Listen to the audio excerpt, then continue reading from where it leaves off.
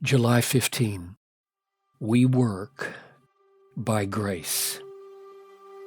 By the grace of God, I am what I am, and His grace toward me was not in vain. On the contrary, I worked harder than any of them, though it was not I, but the grace of God that is with me.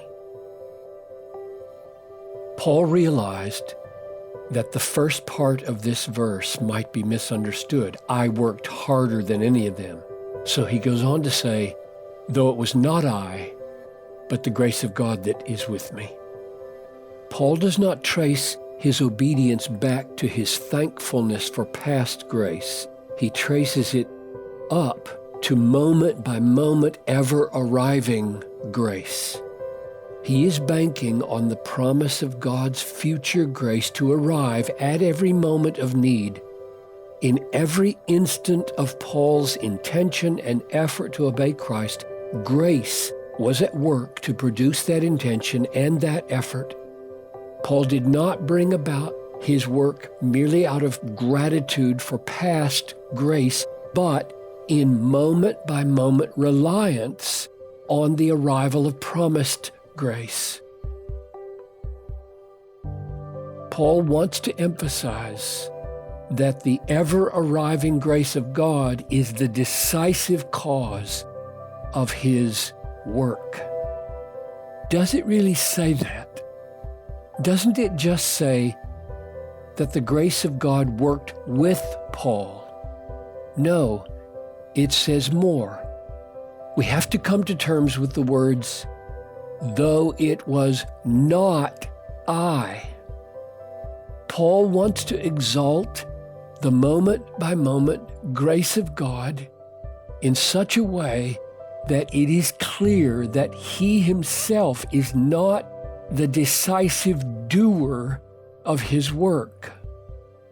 Nevertheless, he is a doer of his work. I worked harder than any of them.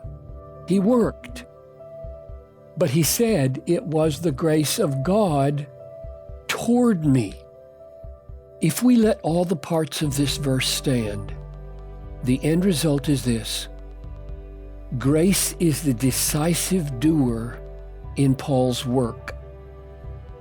Since Paul is also a doer of his work, the way grace becomes the decisive doer is by becoming the enabling power of Paul's work. I take this to mean that as Paul faced every day's ministry burden, he bowed his head and confessed that unless future grace was given for that day's work, he would not be able to do it. Perhaps he recalled the words of Jesus, apart from me, you can do nothing, John 15:5. So he prayed for future grace for the day, and he trusted in the promise that it would come with power. My God will supply every need of yours according to his riches in glory in Christ Jesus. Philippians 4:9. Then he acted with all his might.